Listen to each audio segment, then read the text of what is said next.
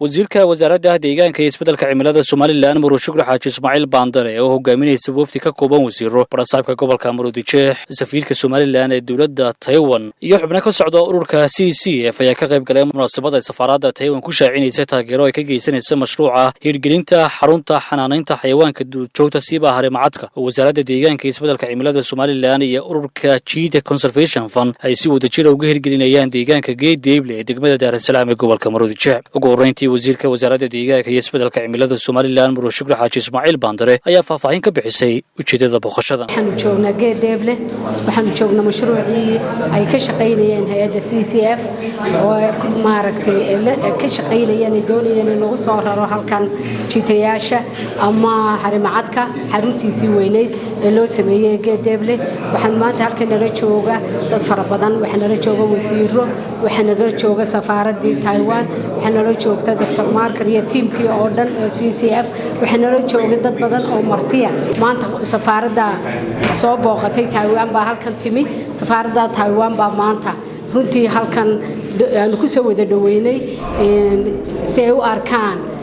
waxa maanta halka ka socda safaaradda oo doonaysa iyaguna inay gacan qabtaan oo caawiyaan mashruucan marka waa mashruucii qiimaha lahaa halkan markaan ka tagnaa waxaan tagaynaa insha Allah mashruucii kale ee botanical garden-ka ama beertii weyneed ee lagu beerayay waxa la leeyahay wixii dhir kala wada duwan taasi ku xigta marka ilaahay waxaan ka rajaynayaa inuu mashruucan noqdo mashruuc taabagara oo wax ku ool u noqdo Soomaaliland imika midada la soo waday wadiyaabaysan sidoo isu bedelay wuxuu noqon doonaa mashruuc hadhowto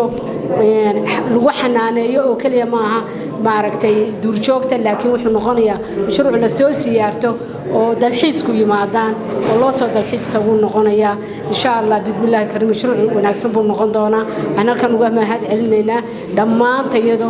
saanu dhanahay madaxweynaha jamhuuriyadda Soomaaliland oo dhagaxa noo dhigay ee runtii isku taxalujiyay sidii mashruucaasi uu taabagal lahaa halka maanta maray soo gaaro mashruuc 30 sanadood weeye oo mashruuc wadanka oo dhan uu ka faa'iidayo wasiirka xigeenka wasaaradda horumarinta maaliyadda Marwo Rooda Cilmi Jaamac barasabka gobolka Maroodijeex Maxamed Cilmi Axmed agaasimaha ururka CCF Mrs. Salaria Maka iyo Marwo Faadimo Saciid Ibraahim oo la taliyaha arrimaha dibadda ee golaha guurtida Soomaaliland oo halkaas ka hadlay ayaa iyaguna si qoto dheer uga warramay muhiimadda mashruucan oo ay sheegeen inuu yahay mid wax weyn ka taraya ilaalinta iyo dhawrista xayawaanka duurjoogta siiba harimacadka waxay intaas ku dareen dadka deegaanka ku dhaqanay inay ku wacyigashan yihiin faa'iidada mashruucan isla markaasna ay diyaar u yihiin inay dawladda iyo hay'adaha gacanta ka geysanaya kala shaqeeyaan guusha mashruucan waxay u mahad celiyeen dawladda Taiwan gacanta ay ka geysanayso hirgelinta mashruucan